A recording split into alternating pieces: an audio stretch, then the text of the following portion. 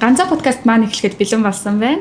Ганцаа зөвхөлтэй өдрийн мэндийг хүргье. За өдрийн мэнд хүргье. Ойрд бас баг 2-7 хоног тасарч байна. 2-7 2-3 хоног явахгүй бол бас нилээд жоохон тасарчлаа. Хүмүүс маань яачваа гэд асуултууд маань нилээд овоороод байна. Тэгээ нөгөө нэг хүмүүстэйгээ бас шууд холбогдоод ярихлаар нэрлэлээд цаг үрээд байгаа болохоор бас 2-3-7 хоногийн асуултууд овоорцсон байгаа.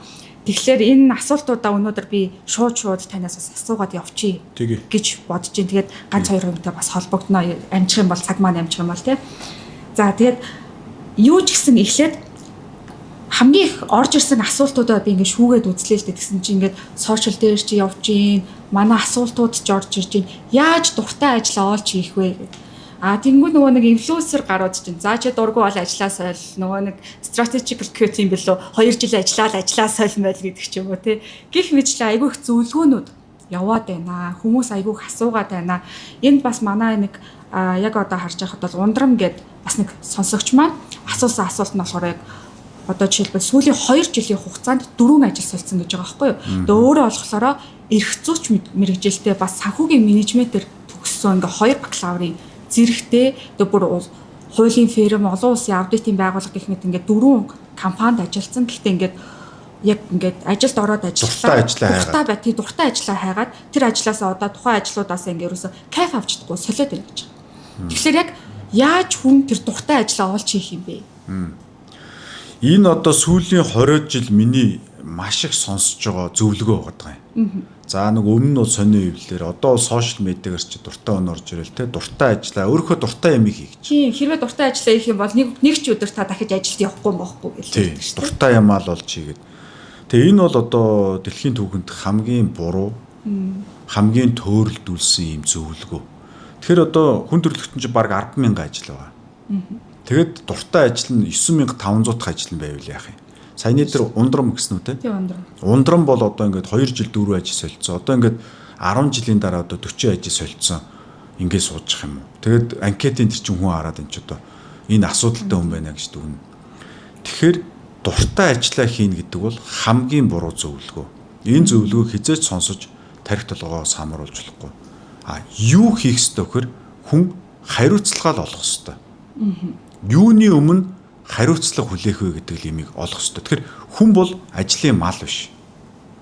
Хүн бол ажлын мал биш. Хүн ажил хийх гэж одоо төрж зөвхөн ажлын төлөө ямар нэг ажил хийх гэж. Тэгээ аль нь дуртай юм одоо бүү мэд те ийм биш ээ.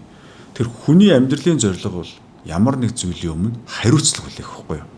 Тэгэхээр хэрвээ одоо би чинь одоо 18 та хүүхэд юу ямар мэрэгжил одоо сонгохоо мэдхгүй. Тэгээ санаандгүй явж байгаад ангаахт ороод эмч болчихжээ гэж бодъё.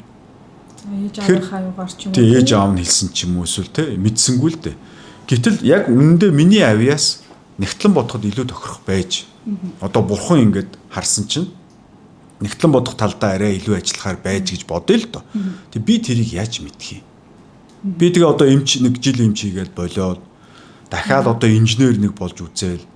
Тэгээ сошиал медиа инфлюенсер болж нэг үзээл.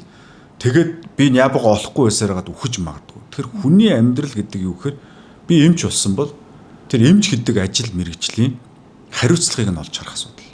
Энэ бол хүн ардыг эдгэх. За нэгтлэн бодогч хүн бас хариуцлага байна. Тэр нь юу гэхээр хүмүүст санхүүгийн одоо тэр тайлан тооцоо судалгааг нь үн зөв хийж өгөх. За инженер хүн залуу хос ороход сайхан барилгын инженер бол те ийм сайхан аятай тоотой ийм амьдрах орон сууцыг нь одоо хийж өгөх. Архитектор хүн дэрийг зурж өгөх. За одоо шугам сүлжээ ухсардаг шүү дээ. Одоо бохирын манай шинэ одоо энэ орон сууцнуудын бохирын системийн ухсралт их муу. Одоо өмхий үнэртдэг байн бүглэрдэг. Тэгвэл 30 жилдээ бүглэрэхгүй тийм гоё одоо дизайн зургийг гаргаад өөрөө YouTube үзэж судлаад ингэж хийх асуудал. Өөрөөр хэлбэл тэр орон сууцыг бариад явсны дараа тэр 0-д орох 5 жилийн дараа орж тэр 0-д одоо орж бие засах хүнийг сэтгэлдээ тээж тэр хүнд зориулж хизээч уулзахгүй шүү дээ хоорондоо. Тэр хүнд зориулж ажил хийхийг хариуцлага үүрэх гэдэг. За хариуцлага ерөөсөө яадаг вэ гэхээр би энийг одоо баг одоогоос 20 жилийн өмнө юм уу одоо 10 хэдэн жилийн өмнө олж нээсэн юм. Тэр үед би чинь нэг амьдралын мөн чанар гэдэг. Амьдралын мөн чанар гэж юу юм гэж хайж яваад. За тэгэж хайж явж байгаад амьдралын хүч чадлын нууцыг хайж эхлэв. Тэр хүнд одоо агуу их хүч чадлыг өгдөг нууц нь юу юм? Эйнштейн шиг болдог, Элон Маск шиг, Стив Джобс, Чингис хаан шиг болгодог тэр хүч чадлын нууц юм. Тэгээ би энэ нууцыг олсон юм. Энэ бол хариуцлага. Хариуцлагыг л одоо ухамсарлах, мэдрэх, хүлээж авах тухай асуудал байхгүй юу? Ерөөсөө тэр үеэс хойш би бас нэлээх блог дээр бичсэн, лекцүүд ч уншсан. Тэгэхээр дуртай ажил гэж байхгүй. Дуртай ажил гэдэг бол хариуцлагын та хүлээж авсан ажлыг хэлж байгаа. Тэгэхээр эмч хүн өглөө болгон өнөөдөр хэдэн үний амь насыг аврах вэ гэж бодож ажилдаа ирж байгаа бол тэр ажил дуртайгаар барах уу? Тэр амьдралынх нь утга учир болж ирж байгаа байхгүй юу? Тэгэхээр ажлыг ингэж дэндүү жижигээр үнэлжтэй дуртай гэдэг ийм утоп парадокс юм биш үү? Боломжгүй юм байна. 10,000 ажил мэргэжлээс ч одоо алийг ч дуртай гэж хайж явах юм. Тэгэхээр хариуцлагыг ерөөсөө ухамсарлана гэдэг бол хамгийн гол нууц. За та хариуцлагыг ухамсарлахаар ерөөсөө автоматар яах нь бахархал төрнө. Ажилдаа дуртай болно.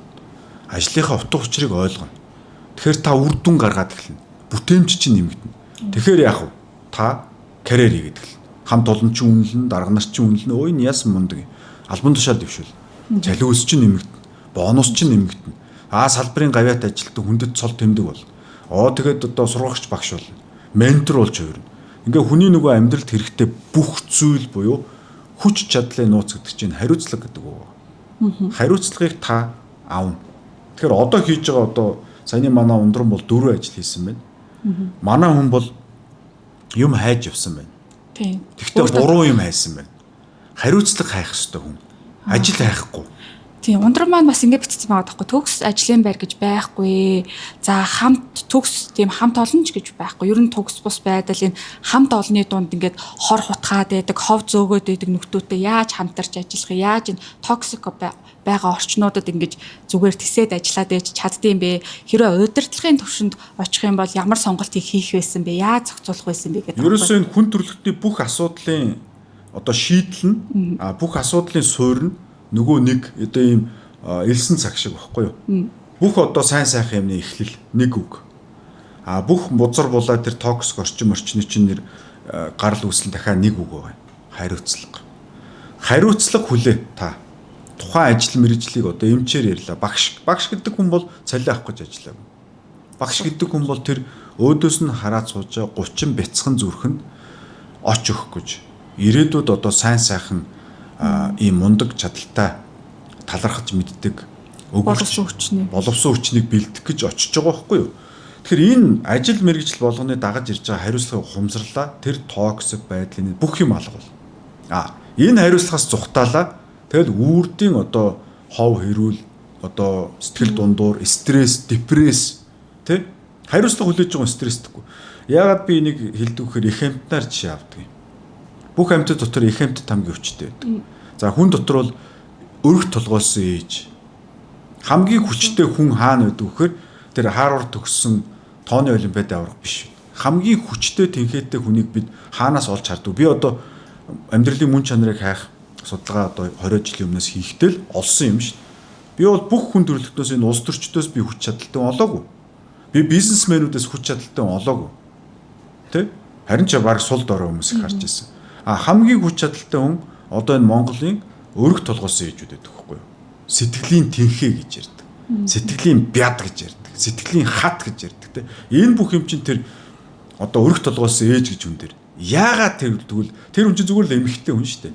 Яагаад тэр их чадал үүсэж юм гэхээр нөгөө хариуцлага. Нөгөө аав нь хаяад явцсан, эсвэл нас барцсан, алга болцсон. Ингээд нөгөө нэг 2 хүүхэд 3 хүүхдийнхээ өмнө хүлээж байгаа хариуцлагаа ухамсарлсан учраас хүнд хүч чадал бий явдаг. Тэгээ энийг би нээгээд 17-8 жилийн өмнө блог дээр биччихсэн. Тэгээ харамсалтай нь өнөөдөр сошиал дээр ийм нөгөө популист сонсоход гоё юм л да. Дургүй ажилласаа ерөөсөө яв. Дургүй боссоосоо яв. Дургүй хамт олноосоо ерөөсөө яв. Дуртай ажиллаа ол. Гэт ийм одоо сонсоход их гоё ихгүй юу? Популист те. Гэхдээ хизээч амьдралд хэрэгжих боломжгүй зөвлөгөөнүүд маш их байхаар ингээд үнэн зөв философи маань ингээд дарагдаад байна шүү дээ. Өчигдөр хүртэл манай нэг найз над руу ингээд ярьж байгаа хгүй. Заяа чи надаа ингээд одоо би нэг жоохон дизайн оролцдог маркетинг тэнгүүд ингээд заяа чи надаа энэ одоо юг дуурайлгаад зураад өгөөч гэдэг нэг одоо ингээд хэлээд яг гэхдээ нэг юм компани ингээд постэр марк юм байгаа хгүй. Тэгээ тэрийг нэг дэлгэцэн дээр харуул. За тэгээд тэр компани ч өөрөө дизайнертай үздэй яагаад ингэж байгаад байгаа юм гэсэн чинь тэр дизайнерийн ч юм уу тэр одоо тухайн ажлыг хийх ёстой хүнийх нь ажил үүргийн хувьд дээр нь гэрээн дээр нь тийм ажил хийнэ гэж тусгагдаагүй юм байна. Буюу одоо ер нь бол дийлэнх хүмүүс тийм болчих. Миний гэрээн дээр ерөөсө заагдааг бол би илүү ажил хийхгүй. Тэнгүү тухайн компанийн ахлах нь ч юм уу дунд шатны удирдлага нь юу гэсэн гэхэл би наад ажлыг чи хийхин төлөө дахиад нэг хүн цалин өгч ажилуулах шаардлагатай болоод байна. Тэгвэл одоо эн чинь энэ нөгөө бузар булаа юм чинь ингээд үүсдэг гэсэн шүү дээ. Хариуцлага хүлээхгүй зүхтаах байдлаас болоод тэгэхээр нөгөө компани ч одоо яана гэж 80 хуудас хөтөлбөрийн гэрээ бүгдийг аяар бичүүлж жагаад 80 хуудас хөтөлбөрийн гэрээ шинэ ажилтнтайгаа байгуулдаг. Өөрөөр хэлбэл итгэлцэл гэдэг юм байхгүй болчихж байгаа байхгүй. Тэгэхээр нөгөө муу зүйл чинь илүү том муу зүйлийг дууддаг. Илүү том муу зүйл нь аимшигтай том мангасыг дууддаг гэдэг юм чинь. Тэгэхээр хариуцлага хумсарлаад явхад тийм үү? Тэгээд мэдээж би нэг өмнө нэг подкастаар уйлаа ярьжсэн. Тухайн байгууллагын өмнө хариуцлага хүлээгээд, ажлынхаа өмнө хариуцлага хүлээхэд тэрийг хардаг хүмүүс. Нэгэнд харсан хойно шагнадаг байхгүй юу? Яг хугацааны хоцрогдолтой шүү дээ. Одоо юу гэж одоо энэ миний гэрэн дээр байхгүй шүү. Гэхдээ би энийг хийчих, байгуулах хөдлөө би энийг хийчихээ хийчихэд хүн дан гэд энд зүрхэнд нь тусаал бол. Яг тэгвэл маа гэд бонус өнөөдөр өгөхгүй байж болно. Гэхдээ тэр хүний нөгөө тэр аавра, тэр хүний нэр хүнд, тэр байгууллага доторх одоо байр суурь гэдэг юм чинь ингээд бетоноор цутгаж байгаа юм шиг бэхжиж идэг. Ийм юмныг хөрөхгүй өөрөө анханасаа янхан шиг байгууллагатайгаа харьцаж байгаа бол байгууллага зөрүүлээд янхантай харьцаж байгаа юм шиг харьцна. Угаасаа. Тэгэхээр би залуучуудад одоо саяны тэр сонин жишээ байна л да. Анханасаа том компани. Энэ анханасаа ийм байдалтай тэр залуу, тэр хүүхэд харьцаж байгаа бол тэр амьдралд хол явахгүй. Тэр хол явахгүй. Тэр хүн өгжээж авдаг болохоос биш. Тэ сонирхолтой тэр одоо ингээд за одоо ингээд дизайнер юм чи одоо бодвол ингээд маркетингийн хилцс газар нэгжтэл байгаа. Тэнгүүд тэр газар нэгж ер нь тэр компани соёл тэгж тогтсон. Ер нь залуучууд шинэ орж байгаа залуучууд нь тийм байна гэдэг байгаа. Тэр бол тэр залуучууд хохирно. Наад компани ч бол цаашаа явна. Энэ залуучууд би яагаад энийг бүр ингээд янхан шиг гэд хилээд те бас ингэж хэлж зарим хүмүүст эвгүй сонсогч магадгүй. Бүр зориуд ингэж хэлж байгаа хөр. Хэрвээ чи хүмүүстэй тэгж харьцвал хүмүүс зөрүүлээд карма гэж ярьж байгаа шүү дээ. Зөрүүлж ингэж харьцна.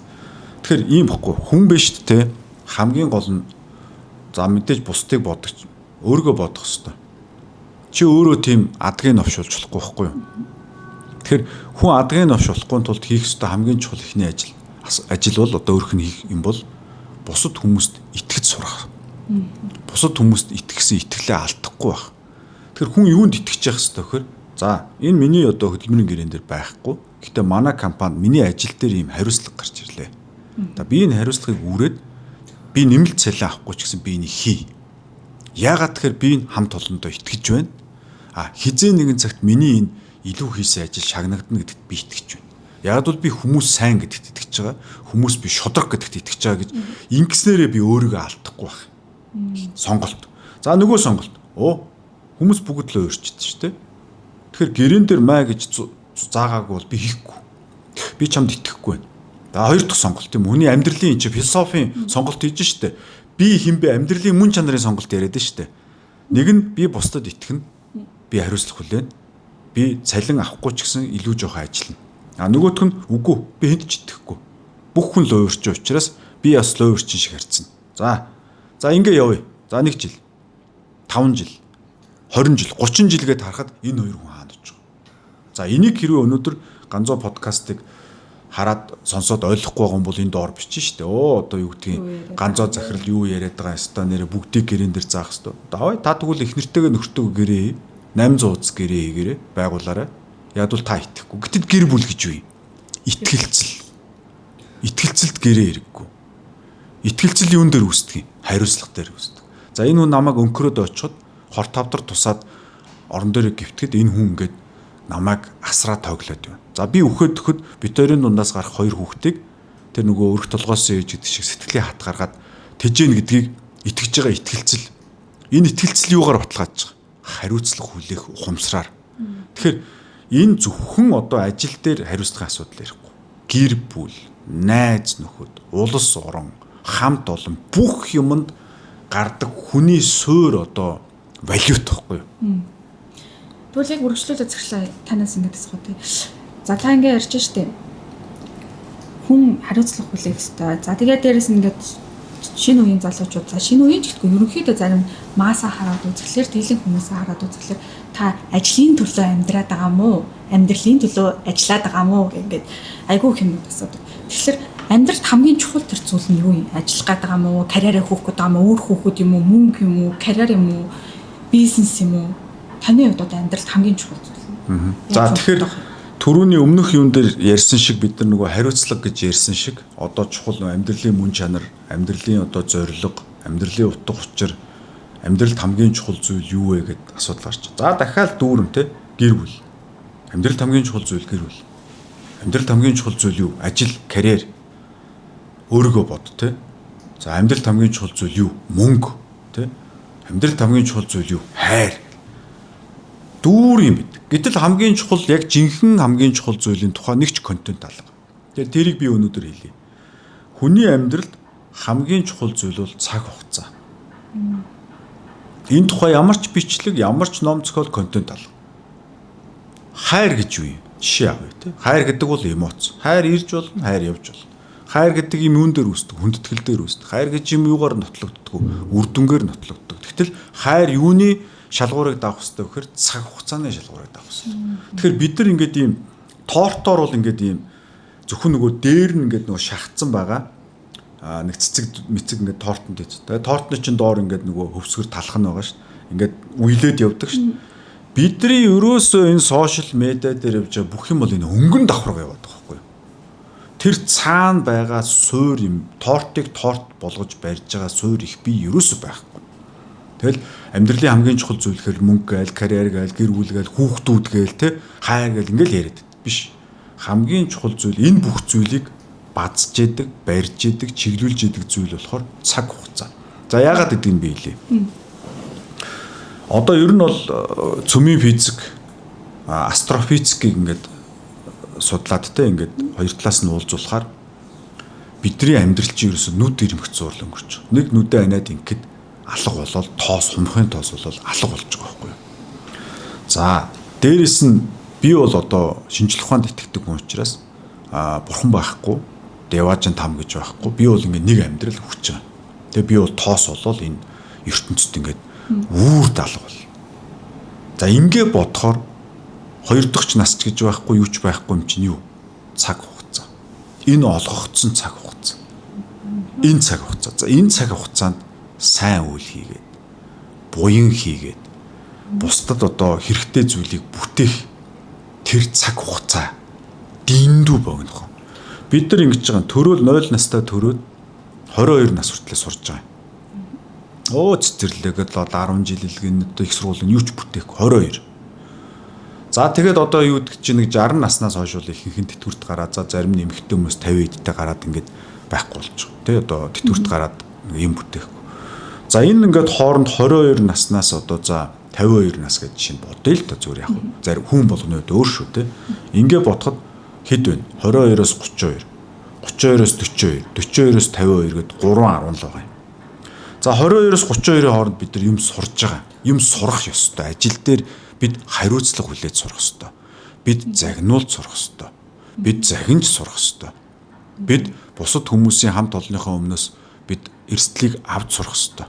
За бид алтаа гаргаж бас тэн дээр банкдуулж донгодуулж сурах хэрэгтэй. Бид борлуулалт хийж сурах хэрэгтэй. Бид маркетинг хийж сурах хэрэгтэй. Бид бүтээгдэхүүн үйлдвэрлэж сурах хэрэгтэй, байхгүй юу? Бид хамт олон сахилга бат сурах хэрэгтэй. 22-с 32. За 42-оос 52-ийн хооронд бол илүү та ментор болсон байх хэрэгтэй. Та бол одоо нэг 20 жил сурсан юм аа зааж залуу үедээ одоо залгамжлал та бол багш их багш болох хэрэгтэй. Тэгэхээр ерөөсөө 32-оос 42-ийн хооронд 10 жил 10 хавар 10 намарт бид нөгөө тэтгэврт гараад бахархах нөгөө сонин сэтгүүл бичигдэх нөгөө цом медалаар баталгаажих их үйлийг нөгөө бүтээгдэхүүн гэсэн үгтэй бүтээлээ хийх хэрэгтэй.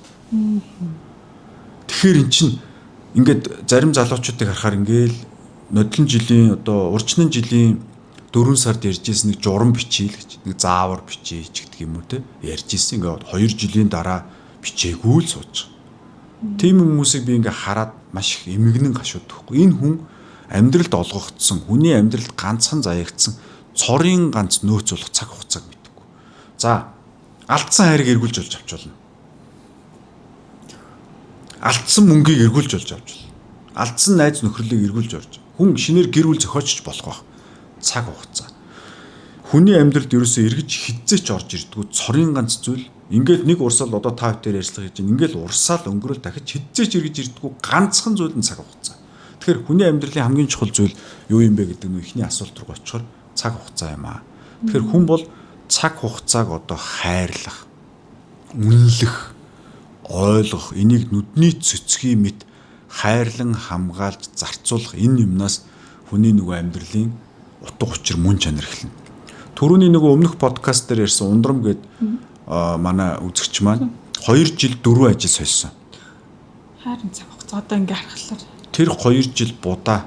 Гэтэл манер 2 жилд ихний орсон ажил дээрээ би ямар үн цэнийг би ширээн дээр одоо ингээд компани чи ширээ тойроо сууж байгаа л анчидлахгүй. Би ширээн дээр юу авчир? Би туулаа авчир тавих уу? Гоогүй би өнөөдөр олц хиймэргүй явлаа. Би ан агансангүй. Тэгвэл заяагийн авчирсан туулайг би өвчий л дөө. Гидсийн найрлагыг л да. Тэрийн шарыг л да, тийм үү? Ингэхгүй хаана надад гоё орчин байна? Хаана үлгэрийн Деважингийн юм шиг хамт олон надад заягдахгүйгээд хайгаад 4 компани солилцож байгаа. Тэгэхэд түрүүчиг шиг хариуцлага ухамсарлаад цаг хугацааг хайрлаад ажилласан бол 2 жилийн дараа компанийнхаа хамгийн нэр хүндтэй хүн ирээдүйн гүйцэтгэх захирлын одоо залгамж халаагаар нэрлэгдсэн байж болох л байж байгаа байхгүй. Тэгэхээр цаг хугацааг хайрлахгүй хүн бол ядаггүйч хүнийг хайрладаг байхгүй юу? Цаг хугацааг хайрладаг хүн өөрийгөө хайрладаг учраас бусдыг хизээч хайрладаг. Тэгэхээр нөгөө амьдралд хамгийн чухал зүйл гэж одоо хүмүүс ихэнх хүмүүсийн бодог хайр гэдэг юмний чинь суурь нь цаг хугацаа. Цаг хугацааг эрхэмлдэггүй хүн бол биш тэ гэр бүлийгээ эрхэмлэхгүй. Гэр эхнэр хүүхдээ хайрлахгүй. За тэр мөнгө төгрөгийг бол олж чадахгүй. Цаг хугацааг хайрладаггүй мөнгө төгрөгтэй болж чадахгүй. Мэдээж мөнгө бий болгож чадахгүй. Карьер ахиж чадахгүй. Тэгэхээр бүх энэ амьдралын утга учир чинь цаг хугацаа гэдэг зүйлийг нүдээ цэцгийн мэт одоо хайрлах энэ юм дээр очиж зангидагдаад байгаа юм. Ерөөсөө. Тэгэхээр энийг л одоо маш сайн ойлгох хэрэгтэй. Тэгээд цаг хугацаа урсаж өнгөрч байгаа минут бүрийг үр дүнтэй, үр ашигтай, бүтээмжтэй өнгөрүүлэх хэрэгтэй гэсэн. Одоо ингээд 2 хос суучдаг те. Токсик харилцаатай. Тэгээд 20 жил цуг амьдарч байгаа. Хоёулаа бөөн стресс, депресс, нүүрнийх нь одоо царай зүс наснаасаа одоо 10 насаар илүү оворжуу болцсон. Яагаад тэгэхээр тэр 2 хүний аль нэг нь ч юм уу те нөгөөдхийнхөө цаг хугацааг золиоцолж байгаа байхгүй юу? Яагаад бол өөртөө цаг хугацааны мэдрэмж байхгүй.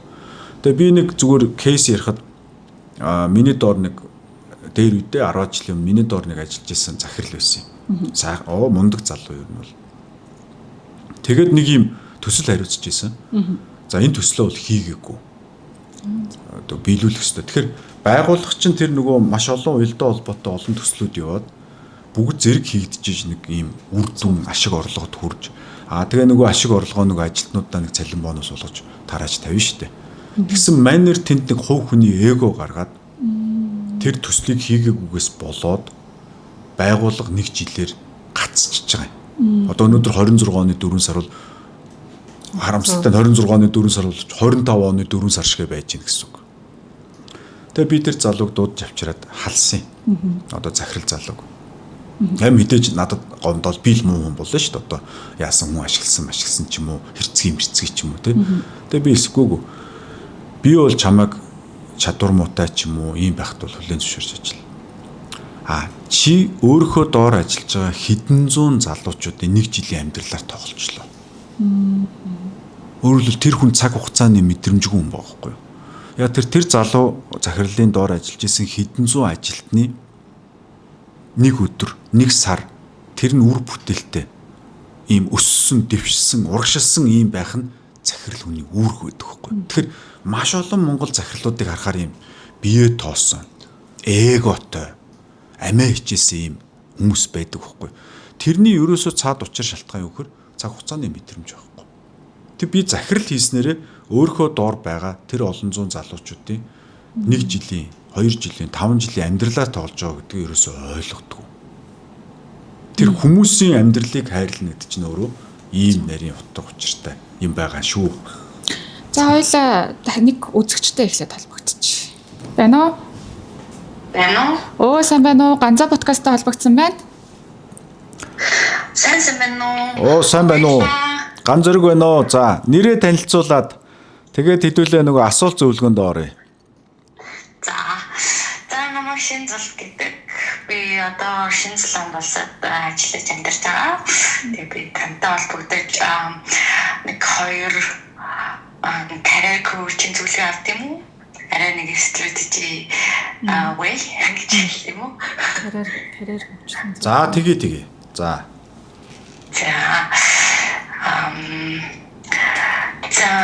тавчхандаа нэг өөрийнхөө талаар мэдээлэл өгсөн дээр бах тий. тэгээ Шинэ Зеланд улсад амьдардаг шин зул юм биш те. Нэр бодоодсэн чи улс мос нь нэр нь баг адилхан юм шүү. Шинэ Зеландын шин зул. За юу хийдэг вэ? Би нэгтлэн хийдэг. Одоо Шинэ Зеландд ирээд нэг 7 жил 8 дахь жил төгөөд чинь тэгээ 22 оноос хойш нэгтлээ хийж эхэлсэн. Тэгээд одоо нэг 4-5 дахь жилдээ ажиллаж байна уу? Нэгтлэн гэдэг маань одоо том компанид ч юм уу жижиг дунд компани нэгтлэн байна уу эсвэл нөгөө tax advisory, accounting advisory маягийн юм байна уу? Би hospitality industry буудлын management хийдэг компанид нэгтлээдэг. Одоо яг бизнес нэгтлээдэг тэгэж tax agent хийдэг. За ойлголоо. Зөв. Тийм. Ерөнхийдөө бол карьер эхлэхдээ гэсэндээ карьер эхлэхдээ бол accounting фирмээс эхэлсэн юм байна. Яг жижиг дунд бизнесүүдийн тооцоо хийж өгдөг, файлинг хийдэг ажлаас эхэлсэн. Тэгээд тэрнийхээ дараагаар hospitality нөгөө рестораны бизнес эхэлдэг компанид тооцооны нэгтлэн төлбөр тооцооны нэгтлэнгээс эхэлж байсан. Тэгээд ер нь бол багийн 4 жилийн хугацаанд нэг 4-5 индустрид бол бас дэвсэн графиктэй албан тушаалуудад хийсэн байна. Ажилласан байгаа. Тэгэхдээ одоо энэ бас яг нэг тийм сэтгэл цангалуун бол байхгүй яг бодсны дагуу яг ингээ нөө процесс явагдах байгаа учраас айгүй сэтгэл дундуур байна. Тэгээд энэ дээр тэр асуудлыг бол өөртөө байгаа л гэж бодож байгаа юм. Манай Шинэ Зуллын маань 5 жилийн хугацаанд бас нөгөө нэг ирээдүйн зорилгоо явуулсан байсан. Тэрнийхээ талаар ганцаараа зөвшөлт бас илүү тайлбарлаад өгвөл. Би Монголд нэг эдийн засгийн сургууль төгссөн бакалаврын зэрэгтэй Шинэ Зеландд ирсэн. Тэгээд анх бол хуулийн сургууль сурна гэж ирээд тэгээ хэлээ сураад одоо би academic English дипломатай багай тэгээд карьер эхлүүлж ингэж явж байгаад одоогоор гүнзгийрүүлээд арай нэг албан тушаал сахи senior level руу богино хугацаанд явах хэрэгтэй болов. Одоо миний нас гэсэн бас ер нь бол нэлээ карьер growth бодохоор болсон байгаа гэж би бодож байгаа юм. Тэгээ би CPA Австралийн CPA програм мэргэсэн нэгтлэн гэх юм уу Монголоор тэрийг хийж байгаа. Тэгээд Auckland University-д MBA хийж байгаа. Тэгээд CPA MBA-тэй цуг хийж байгаа юм уу? хоёулаа болохоор remote болохоор хоёулангийн ажил хийж байгаа зохицуулах боломжтой. Мундаг үү шүү. Ачаал сайн даад юм биш те? Ер нь Монголд нэгтлэн байхад нэлээд сайн сургасан. За. Тэгээд гол асуултаа одоо асууя тий. Ерөнхийдөө бол яг ингээд одоо Монголд ажилласан жилтэй нийлэх бол би нэг 7 жил орчим яг нэгтлэн тооцоо бүртгэл хэсгээр ингээд ажилласан туршлагатай. Тэгээд би албан тушаал архин гэдэг чинь одоо менежментийн төвшөнд ажилламаар байгаа одоо арай нэг хүмүүстэй ажилтдаг ч юм уу тэг хүнийг менежмент хийх юм тийм хүн нэрнтэй гэдэгтэй тийм чиглэлд нь өөргөөсөө ажилламаар байгаа болохоор одоо саний техникэл скил курсуудыг даваад тэгээд цаашаа явах гэхлээр одоо яг тийм senior level руу ороход ямар шалгуур kick off хийх юм хэрэгтэй. Тэгээд ямар нэг скил хэрэгтэй байт юм бол яг бүр яг ингээд communication ингээд одоо яг софт талаас нь биш юм стратеги би одоо нэг тийм 3 жилийн дотор одоо би financial controller болмоор байгаа гэж бодох юм бол одоо тэрэндээ би ямар стратеги тавьж тэрэнд нь ямар яг action requirement тийм юм хийж одоо ямар алхмуудыг авах хэрэгтэй юм бэ? Зөв. За ойлголоо шин зүйлаа. Тэгэхээр ер нь бол ойлгомжтой болчлоо. За дээд шатны менежер захирал хүнийг болохоор ер нь одоо дэлхийд гэх юм уу баруунд те хандлагын харна. Техник ур чадвартай хүмүүс бол угаасаа зөндөө байгаа. Манай Монголд бол техник ур чадвартай хүнээ шууд захирал болгочдөг штэ. Тэгвэл нөгөө улсууд нь захирал болчоод хүмүүсээ удирдах чадахгүй асуудлууд үүсдэг. Яг энэ бол хүн цөөтэй газрын зовлон. Шинэ Зеланд шиг техник ур чадвартай хүмүүс хангалттай олон байдаг ийм барууны одоо илүү хөгжилтэй маягийн улс шүү дээ тий. Тэгэхээр ийм улсад бол хандлага дээр нь суурилж захирал болгоно. Тэгэхээр чиний хандлагыг чинь харж байгаа гэсэн үг. Наад улсууд чинь. За тэгэхээр захирал хүн ямар хандлагатай байх ёстой юм гэхээр хамгийн эхлээд бол чи байгууллага одоо төлөөлж чаддаг гэх юм уу? Байгууллагадаа өгөгч байх ёстой. За ер нь өгөгч гэдэг чийл да. Байгууллагадаа юу өгдөг вэ гэж. Value what kind of value do you bring? Энтергээл нэг тим юм айгүйх ярьдаг штэ шарууд те. Тэгэхээр байгууллагадаа юу өгөх гээд байна гэдгийг чи харна. Чиний Монголд ажиллаж исэн тэгээд Нябогоор олон жил ажилласан энэ юун дээр болохоор магадгүй би өөрт оногдсон ажлаа хийгээд дууссан. Тэгээ одоо болчлоо гэдэг ийм хандлага чамд суусан байж магадгүй. Хэрвээ энэ хандлагыг чи анзаарах юм бол цаадуул чин чамайг дэвшүүлэхгүй гэсэн үг. Захирал болгож. Тэгэхээр энийг өөр дээр ихтэхээр би бол нэг магадгүй 2-3-7 хоног ажиглалт хий. За тэгэхээр байгууллагадаа өгөх гээд байгаа хүн чинь юу хийх ёстой юм гэхээр за нэгдүгээрт компанийнхаа CEO гүйцэтгэх захирал за COO, CFO тэ одоо энэ захирлуудын нүдээр асуудлыг харна, компани харна. Тэгэхээр танай CEO-гийн чинь pain point юу вэ? Танай гүйцэтгэх захирлын одоо шөнийн 4 цагт хар дарж сэрдэг асуудал нь юу юм? CFO-гийн чинь тэр асуудал юу юм? Тэ? За ингээд энэ асуудлуудыг тэр хүмүүсийн ингээд өнцгөөс хараад өөрөө ингээд анализ өөрийгөө оронд нь тавьж л үзэн л дээ. Би CEO байсан бол яах вэ гэдэг. Тэгж байгаа асуун ер нь бол. Яриа хөөрөө тэр чин гудамж талбай дээр нь ажилчдын хурал мурал болно. Тэрэн дээр бол ер нь ярина штэ pain point-оо. Тэрийг нь тэмдэглэж аавна. За тэмдэглэж аваад нэг юм дүр зураг шиг юм цаасан дээр гаргаж чаад одоо энэ дээр яах нь бодол хийлээд ингээд нэг юм Холливуудын кино шиг юм тархин дотроо зурна гэсэн. Манай CEO-гийн хамгийн чухал одоо санаа зовдөг асуудал нь ийм юм байдаг. За энэ асуудлын шийдлийг бол тэр хүн бол тэгж харж байгаа. Бодит нөхцөл байдалд бол ийм байгаа. Тэгэхээр CEO нар ямар хүнийг менежер болгож дэвшүүлэх хүсэлтэй байдаг вэ гэхээр фронт яг өөр шиг чинь фронт дээр ажилласан. Одоо фронт дээр яг гардан байлдаанд орцсон буюу ажилтан хийцэн гэсэн. Ажилтан хийгээд асуудлуудыг харцсан. Гэхдээ CEO шиг хандлагатай. Ажилтан шиг биш. Ийм үнийг фронтооч мэддэг, хандлага нь ч өөрөө дээд түвшний удирдлага шиг ийм хандлагатай юм байна гэд тушаал дэвшүүлдэг. За тэгээ хандлага нь юу юм бэ гэхээр би хэлчлээ. Байгууллагада үн цэнийг бүтээх өгөх тийм одоо хүсэлтэй хүн байх хэвээр. Тэрнээс буруу хандлагууд байна л да. Одоо би юмаа хийцэн. Одоо болоо.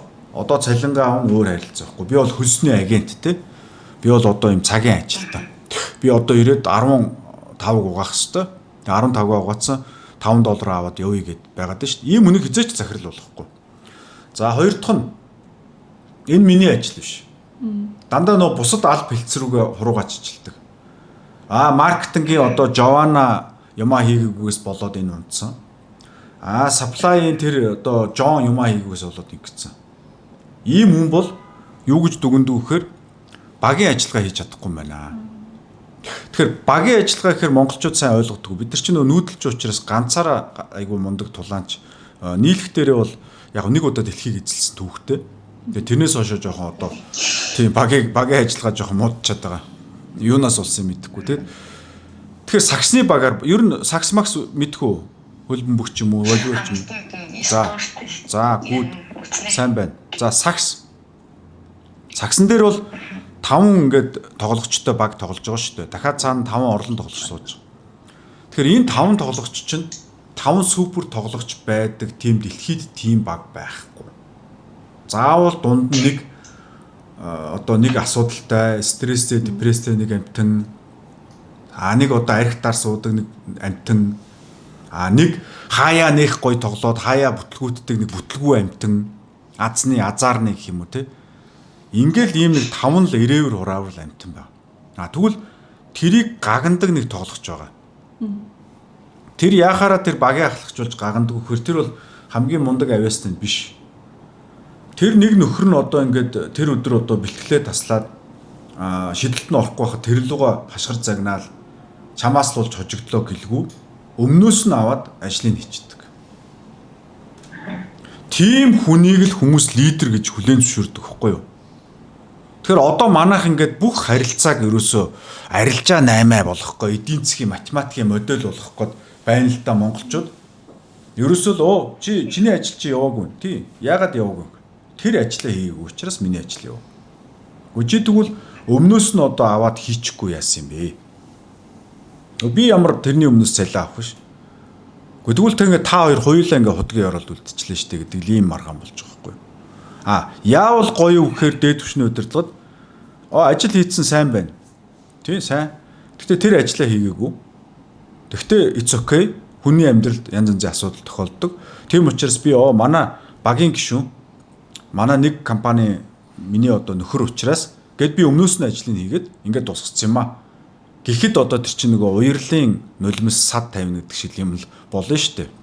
Дээд түвшний удирдлага бол ийм хүмүүсийг л захирал болно. Энэ хүн бол бусдынхаа өмнөөс те өөрийгөө одоо тодорхой хэмжээний золиос авна шүү дээ. Магадгүй хагасаа өдөр ажиллах л бах л та. Тэ мэдээж хагасаа өдөр бүр ажиллахгүй шүү дээ. Тэгэхэд хүмүүс нэг ийм юмн дээр татхнаад ингэснээрээ нэг ийм амиа хичээгч. Ер нь бол ийм өгөгч амиа хичээгч гэдэг ийм хоёр туйл байгаа байхгүй юу? Тэгэхээр амиа хичээгч үнийг бол хэзээ ч дэвшүүлэхгүй. Амиа хичээгч selfish гэл ингээл хараал бол. За ингээд ингэн. Тэгэхээр өгөгч үнийг дэвшүүлнэ. За дараагийн хандлага. Одоо би бол өнөөдөр 3 хандлага ярина. За хоёр дахь хандлага. Дахиад хоёр туйл байна. Эгоист, тэ эгоцентрик буюу эго нь одоо ингээд одоо дээврийн дэшээ гараад пуужин гад нисцсэн эго ихтэй хүн гэсэн.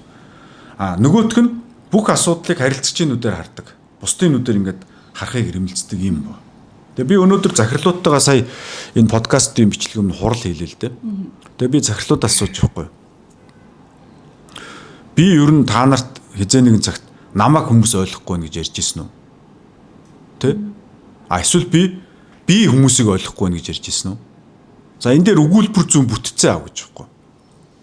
People don't understand me, тийм үү? I don't understand people гэж өөр өгөөз. People don't understand me гэдэг чинь бол би бол агуу мундаг амьтан. Тэгээ хүмүүс намайг ойлгохгүй. Хүмүүс тэнийг учраас. Нөгөөх нь бол хүмүүсийг би ойлгомоор байна гэхгүй юу? Яг л буруутан нь би байгаа гэхгүй. I don't understand people. Би буруутай байгаа дээ шүү дээ. Ийм юмнаас бол хандлага харагддаг. Тэгэхээр бусад хүмүүс юу бодож байгаа юм? Юу сонирхож байгаа юм? Бусад хүмүүсийн зовлон шанал юу юм? Pain point нь юу юм гэдгийг чин сэтгэлээсээ сонирхдаг хүнийг байгуулах хүсдэг. Угаасаа ийм хүн амжилтанд хүрдэг. За 3 дугаар одоо хандлага бол илүү ойлгомжтой. Нөгөө бүтээмжтэй. Ерөөсөө одоо суусан газараасаа шороо атгадаг биш. Эсвэргээрээ суусан газараа нэг юм цэцэг тарчаад босоо өвчдөг л хүн хэрэгтэй. Хаан л очно гялалзуур гэж ярьдаг те. Ажилсаг, чамбай гэл те. Ийм хүн гэсэн үг. Тэгэхээр энэ юу гэхээр ерөөсөө одоо байгууллагада хаал очиж нэг юм жижиг юм сайжруулаад хийгээл засаал нэг өмнө хүлээж авснаасаа нэг илүү болгоод байдаг ийм хүн гэсэн үг. Энийг бол бүтээмжтэй хүн гэж байна. Тэгэхээр яах нь та өгөгч харилцагчнуудаар харагч бүтээмжтэй хүн байх хэрэгтэй. Ямар хүн байж болохгүй гэхээр эго ихтэй, за амиа хичээгч, за тэгэд цагийг хий димээ өнгөрүүлдэг, үр дүн гаргадаггүй ийм хүн байж болохгүй л гэсэн. Тэгэхээр танд бол одоо энэ 6 шинж чанар бол зургуулаа одоо төрхөөс чинь генер чинь байж байгаа. Хүн болгон амиа хичээгч. Яг нэгэн зэрэг өгч байдаг. Хүн болгон эго ихтэй байдаг. Гэхдээ хүн болгон дахиад харилцагчнуудаар харагч байдаг. Гэтэл та энэ нэгэнт одоо өөрт чинь энэ заяасан хоёр туйл биш үү? Эсрэг тесрэг одоо чөтгөр бурхан хоёрын зураг одоо эртний урлагт их байдаг штэ. Тэр нь одоо боддоор одоо мэдхгүй би одоо чөтгөр хараагүй л байна одоо болтол. Тим шинжлэх ухааны чөтгөр олсон юм тийм видео дүрслэл үзээгүй л юм. Бурхны талаар бас нотлохоо хараагүй л байна. Тэгэхээр энэ юуг яриад өгөхөр метафор واخгүй юу те метафор юу гэсэн үг гэхээр таны тархин дотор чинь чөтгөрлөг зан хандлага бурханлаг зан хандлага хоёул байна л гэж байна. Одоо this is for you to decide. Та сонголтоо хийх хэрэгтэй байхгүй юу? За сонголт чинь юугаар илэрхэх вэхээр үйлдэлээр илэрнэ. Тэгээд хүмүүс одоо энэ гэгэрлийг их буруугаар ойлгодог. Хүмүүс одоо жишээлбэл будын шишнаар ч юм уу яваад хүн гэгэрээд тэр чөтгөр тал нь ингээд алга болно гэж андуурдаг. Тэгээ би залруулж хэлээ тийм байхгүй. Далаа ламч вэ хинч вэ ямар ч одоо бурхан шашны тэргүүн хинч вэ гэгэрсэн хүний үхэн үхтлэх сүүлийн момент хүртэл чөтгөр талтайгаа тэмцлэр дууснаа. Яасан хүнийг гэгэрсэн гэж яриад өгөхөр тэмцэл болгон дээр зан авир зан үйлдэл дээр бурхан талтаа шийдвэр гаргаад байгаа. Ерөөсөө шийдвэр гаргалт шүү дээ.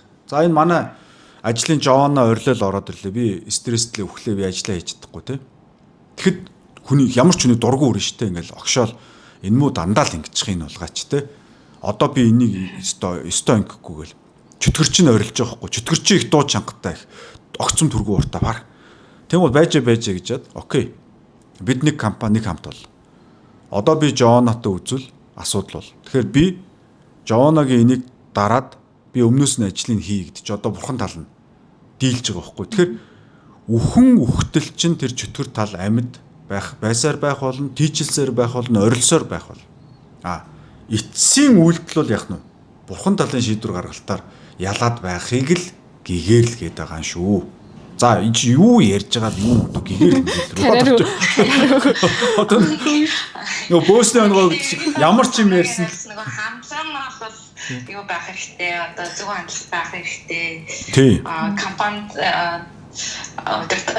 ер нь эрэг хандлагатай компанид тэгэхээр та шинэ зүйл бол бурханлаг хүн байх нь шүү дээ. Та бурханлаг хүн байвал тий та яах нь захирал болно хүссэн Шинэ Зеланд чиг бас гоё улс байх шудраг улс байх гэж би бодож байна. Хүнийг үр дүнгээр шагнадаг улс байх гэж бодож байна. Та бол одоо CEO байтугай явах бах. Тэгэхээр Монгол хүмүүст бол одоо энэ чөтгөрлөг талын хандлага маш их одоо давмгайлуулж байна л да. Үйлдэлээрээ тэрийг их илрүүлж ингэж явж байгаа. За тэгээ энэ өөрт чинь бас нөгөө Монголоос очисон учраас байгаа баха гэж би хардаад хэлж яахгүй юу.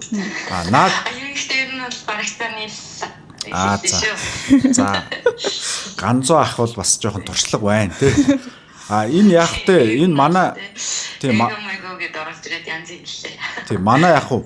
Баярлалаа. Манай яах вэ? Ер нь ард түмэн чинь нөгөө лидерийн одоо гачаалд ороод харангатцсан байхгүй юу? Тэгээд бид 36 жил нөгөө Чингис хааныгаа хөрлөж байгаа.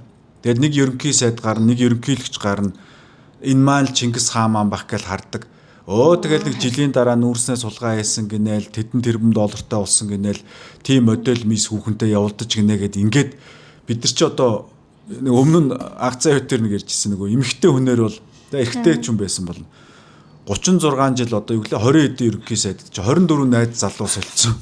Бүгдээр нь дараар нь тавилаа холигтуулсан. Дахиж эрэгтэй хүнд итгэхээ. Одоо итгэхийг маш их хүсэж байгаа. Гэхдээ ингээ бүр хашир хүн гэдэг чинь хашир хүн болоод тэг ингэсэн. Тэгээд одоо Монголын ард түмэн бол бүгдээрээ ингээд сүнс сүлд нь унаад хүнд итгэхээ болоод ер нь чөтгөр байх нь зөв юм байна. ер нь эготой амиа хичээсэн юм байх нь аминд үлзээтэй гэдэг юм руу гавж. Тэгээ би энд бол маш их харамсаж байгаа. Ийм муу одоо чөтгөрөөс мангас төрдөг болохоос чөтгөрөөс бурхан гарахгүй. Тэгэхээр энэ дээр бид нар бол яах ёстой. Тэгээд наад шарууд ч юм бол тэрийг айгүй соргоор харна. Айгүй тодорч харагдана. Эго ихтэй байгаа ч юм уу, амиа хичээж байгаа хүн энэ төр бол айгүй хурцаар ингэж илэрч харна. Гэхдээ наад бол чинь нэг сул тал нь соёлтой учраас хэлэхгүй. Тэгээд таныг дэвшүүлэхгүй ингээл та ингээл MBA аваад байдаг, CPA аваад байдаг, санхүүгийн талингаа хугацаанд нь гаргаал байдаг. 5 онцын эзэн болоод медаль зэдал аваад уран ихтгэлийн тэмцээнд төрүүлээд байдаг дэвшүүлдэггүй. Та гайхаад байдаг. Яагаад юм? Тэгэхээр захирлыг бол хандлагаар нь тавьд юм аа. Чадвараар нь тавьдгүй юм аа. Туршлагаар нь тавьдгүй юм аа. Хандлагаар нь тавьд юм аа л гэдэг. За хандлага бол ямар байх хэвээр бүх гэж байна те бүх гэж. Бүтээмжтэй, өгөгч, харилцагчнуудаар харагч байхад бол та sky is the limit. За ингээ эхний асуултаа юу 2 байгаа гэж ойлгосон шүү дээ. Эхний асуултаа хаач. Тэгэхээр зүйлдэж боломжгүй юм. Ярин тайлбар хоёр тасалт маань ерөнхийдөө бол хариулагдчихлаа. Зүгээр нэмээд асуух юм бол би одоо бас яг цаашид ингээд амьдрахаа бол одоо яг Шинзландд бас яг амьдрна гэж бас бодохгүй байгаа юм л да. Монгол яваад дээр ингээд нэг өмнөх подкастуудыг ерөнхийдөө бүгдийг сонссон баха. Тэгээд ажлын цагаар подкаст сонсоод байгаа юм. Тэгээд энэ нас сонсон. Тэгээд яг ингээд амар гоё point хэлчихсэн байхгүй нөө корпорацид ажиллах юм бол ингээд корпорацийн ажилтнууд ах юм бол зүгээр махны машинд ороод ингээд машин дэгдэж байгаа. Одоо тэр дунд одоо яг өөрийнх нь яг ямар хүн ямар скил нийтөх юм гэдгийг таньж мэдгээд аюул таг хугацаа орно. Тэгээд чи хин нэг ойрхон байж тэрийгээ таниулна. Тэгээд бүр амар практик гэжтэй тэгэхээр би ингээд одоо ажиллах салбараа сонгохдоо гэсэн аюул утга яг нэг тийм хийж бүтээж байгаа юм харагдаад тэгээд би энэ нэг хэсэг болж байгаа юм шиг тийм мэдрэмж тийм бүтэмжтэй карьер босгомоор байгаа байхгүй юу. Тэгээ ингээд дараа нь ингээд яг би юм хийж хахад энэ гар би орчихсон гэдэг юм уу тиймэрхүү байна байхгүй. Тэгээ яг ийм ажлын салбар ийм ажлын салбарыг болоод би Шинзландаас биш Монголоос олсон юм шиг санагдаад дараа нь тэгээд нэг 2 жил ерөнхийдөө бол өнгөрсөн жилээс ахуулаад Монгол руу ингээд ажил карьер юм харжлаа л да. Тэгээд яг CEO хүний хувьд одоо Монголын бас нэгэн томоохон компани хүний хувьд би зүгээр амдад хэрэглэсэн байгаа. Иймэрхүү мэргэжилтэй ийм туршлагатай background-тэй хүн байх юм бол та өнөөдрийн Монголын маркет дээр Монголд ирэхэд бол хэдийн хэмжээний тэгээ ямар хөө хэмжээний албан тушаал болвол амьдралын баталгаа ер нь байгаа юу? Тий яг хөө ер нь нөгөө сошиал дээр чинь одоо сошиал чинь Монголын яг улс төрчид шиг болцсон. Бодит амьдралаас дандаа юм худлаа байхгүй юм мэдээлэл яваад байгаа. Яг ингээд Монголын топ 100 компани захирлуудтай би чинь бас нэг уулзсан те ажил хэргийн шугам манай нөгөө менежмент форум гэдэг байгаа ингээд уулзсан. Ерөөсөө CEO-гийн л одоо мөрөөдөл одоо CEO-гийн дутагдалд орсон. Сайн CEO хаана байна, сайн газрын захирал хаана байна гэл ингээд захирлын ерөөсөө дутагдалд орсон. Тэгээ түрүүн би хэлсэн Монголын компаниуд захирал олдохгүй болохоор чадвартай мэрэгчлэтнээ захирал болгочдөг. Гэтэл чадвартай мэрэгчлэлтэн чи яг хүн удирдаад захирал хийхэр нөө хандлага нь байхгүй байх бас асуудлууд байгаад байгаа. За тэгээд цалин үлсний хувьд би бас нэг цалингийн судалгаа сүүлд 2-3 сарын өмнө харсан. Ер нь их аятайхан сүүлийн 2-3 жил бол цалин нэлийн өсөд аятайхан болж байгаа юм бэ нэлээ. Ер нь бол манай томууд нь жоохон нэмээд тэгээд дундууд нь араас нь нэмээд ингээд явж чинь чадaltaй боловсон хүчинд бол нэлээд сайн ингээд өгдөг болж байгаа юм байна. Тэгээд Монголын компаниуд чинь менежментээ ингээд сольж ийн л да. Социализмын үед чинь бол 10 Япон хот аруулаа нэг цалинтай яваад. Тэр нь бол социалист нийгэм. Тэгээд тэрнээсээ бид чинь ингээд багаар ангижраад за ажиллаа сайн хийж байгаа Япон санхүүгийн захирлаасаа өндөр цалинтай байж болно. Бүх Япон адилхан цалин авахгүй гэдэг юм руугаа ингээд яг энэ шилжилт хийх гээд байна яг одоо. Тэгэхээр бүтээмжээ хэмжиж чадахгүй байна.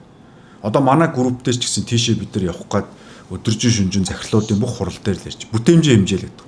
Бүтээмжээ хэмжээж чадвал бүтээмж үнэхээр гаргаж байгаа ажилтнаа группийнхаа тузын дараагаас өндөр цалин авсан чи яах вэ гэж байгаа байхгүй юу? Заавал захирал нь тийм цалинтай ажилтны юм байх гэдэг нь өөрөө утга учиргүй гэж би боддог. Тэгэхээр бүтээмжээ бид хэмжих гээд оролдоод байгаа. Бүтээмжийг хэмжиж чадчих юм бол ойлгомжтой бол нөгөө хар цагаанаараа сайхан ялгараад тэгэл бүтээмжийг хийж чадж байгаа хүн бол одоо хангалттай авах. Нөгөө талд компаниудад хангалттай өгөх тийм хүсэл эрмэлзэл бол Монголд байна. Нэг үе бодвол их өөр болж штэ. Юм бас их нааштай явж байна гэж би харж байгаа шүү. Ер нь.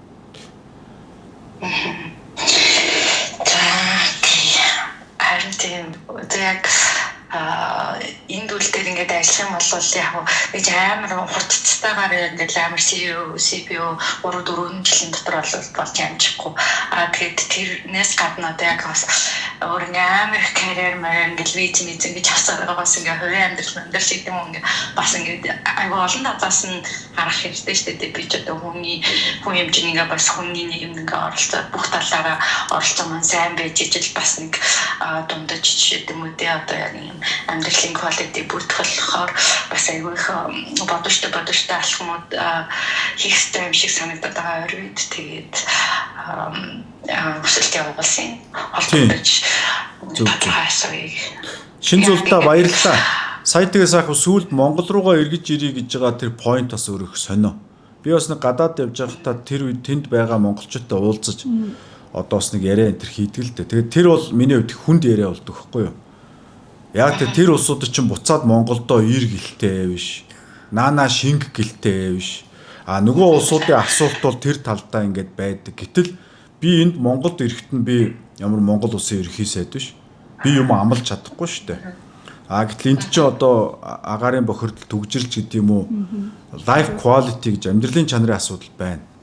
За нөгөө талд counter balance буюу нөгөө талд юу яриад гэхээр хүч чадлын нууц гэж байгаа. Хүч чадлын нууц бол хариуцлага байдаг. Тэгэхээр хүн бол өөрийн гэсэн my people гэж юм байх хэвээр. Миний хүмүүс. Тэгэхээр би бол өөрөө бас гадаадад одоо тэгэл гадаадад магистр хийгээл гадаадад л одоо амьдрал гэж л 21 настай л мөрөөдөж исэн. 10 жилдээ тэгж мөрөөдөж исэн. Тэгээд бүх монголчууд л тэгж мөрөөдөж исэн. Тэгээ би ингээ гадаад мадаадаар жоохон яваад тэгээд яг миний хувь хүний сонголт шүү бас үзэгчд маань нөгөө болгоож ойлгоорой гэж. Би бол юу гэж ойлгосон гэхээр за Монгол хүнд хэцүү.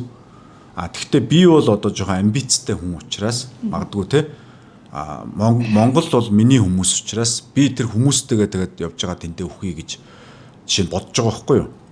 Гадны нийгэмд очиход бол нэгдүгээр генерац бол тэгээд арчуулна. Тэр нийгэмд орж чадахгүй. Тэнд 10 жил төгсөөгүй, их сургууль төгсөөгүй.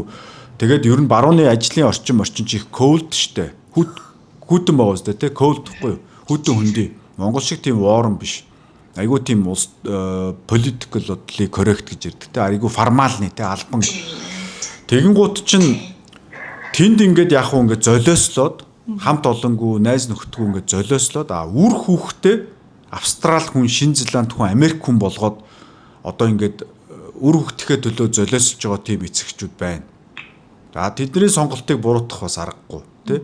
Тэдний хувьд бол яг үр хүүхд нь бол тэр Америк хүн болоод тий яг тэгээд нэг тэндээ тэгэл нэг 3 генерацийн дараа бол нэг хүмүүс нөгөө дуучин Риана гэлтгсэн чинь бараг л Итали, Хятад юу ч үлээ тий гэл баахан цустай гэдэг шиг тий.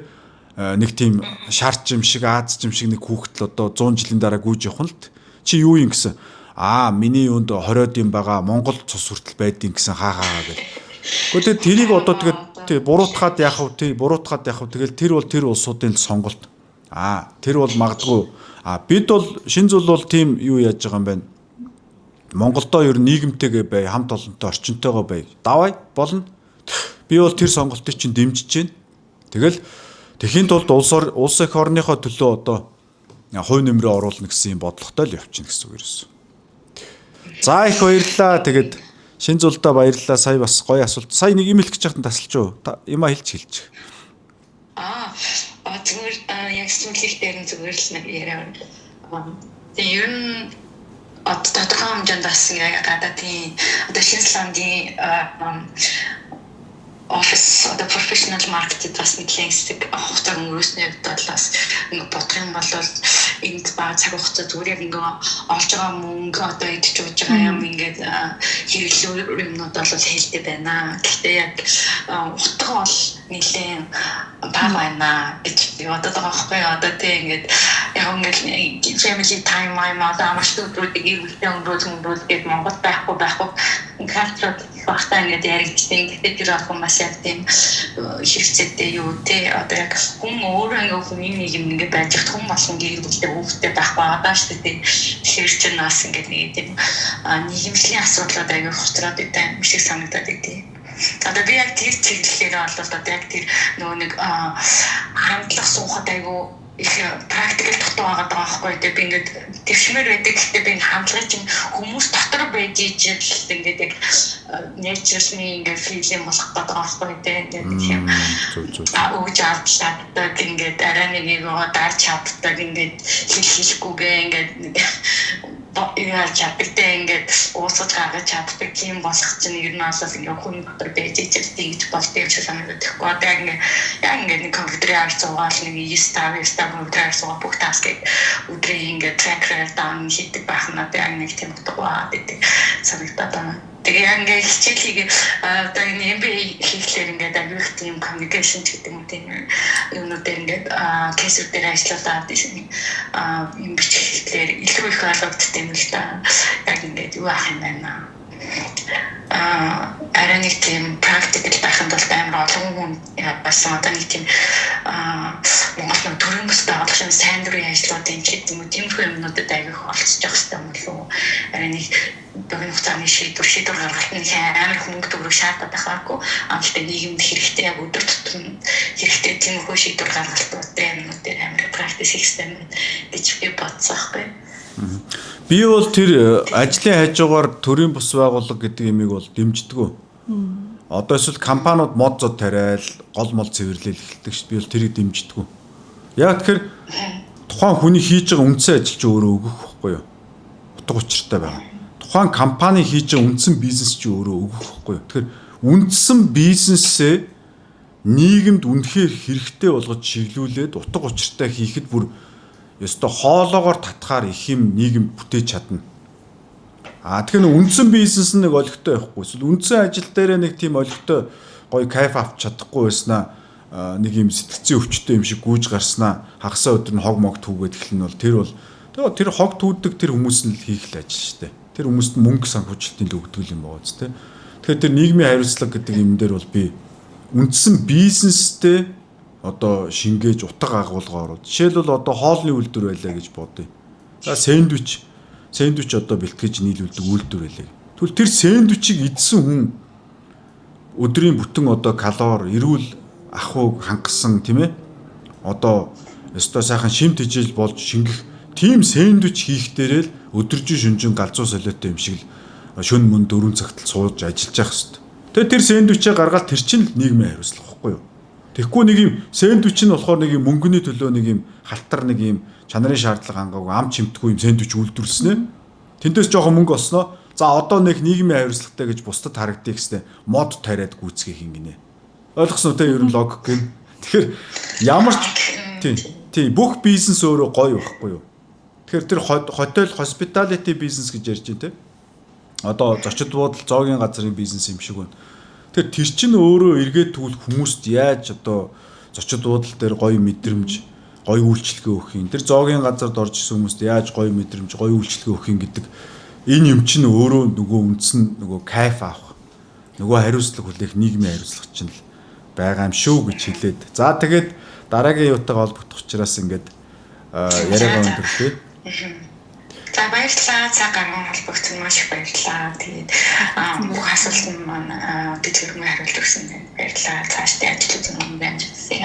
За шинэ зулдаа амжилт хүсье. Баярлалаа. За баярлалаа. За баярлалаа.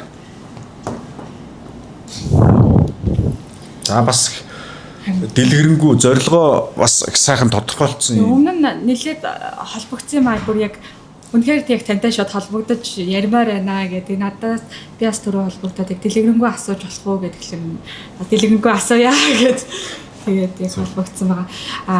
Хоёулаа өргөжлүүлээд яг ирсэн асуултуудаас асуухад яг ингэсээ нийгмийн хариуцлага ажиллах гэдээ ярьж байгаа дээр шууд өргөжлүүлээд гэсэн. Нийгэмд хувь нэмэр оруулах хүсэлтэй ажлын одоо нөгөө ажлын бус цагаар нийгэмд ингээд хувь нэмэр оруулах хүсэлтэй байна. Ажлаас гадуур зөндөө юмнууд хийж болж байна. Одоогоор хичээл ажил гээд яваад болохоор маш шахуу байгаад байгаа болохоор юу хийхээ мэдэхгүй байна. Гэтэл салбартаа нэр хүндтэй хүмүүс гайхмаар их ажлуудыг хийж энэ тал дээр таны цагийн менежмент болон хувийн арга барилаа хуваалцж болох мөн айгүй их сониуц зантай учраас алдаа ер нь бол байгалийн шинжилгээ ухаан сэтгэл судлалаар ингээд сурахыг хүсэж байгаа юм залуу юм байна. Тэгээд таныг болохоор ганцаараа захирлын сэтгэл судлалын магистр хамгаалсан гэдгийг сонсоод бүр шууд толгойд хизээ завандаа сурцсан болоо гэдээ бүр ингэ бичсэн байгаа байхгүй. Би магистр хамгаалаагүй шүү. Тэгээ сурсан зүгээр. Хизээ завандаа сурцсан юм болоо гэдэг асуулт шууд толгойд орж ирсэн. Ихэнх хүмүүс бол 30 гараар сурхаа болчдөг.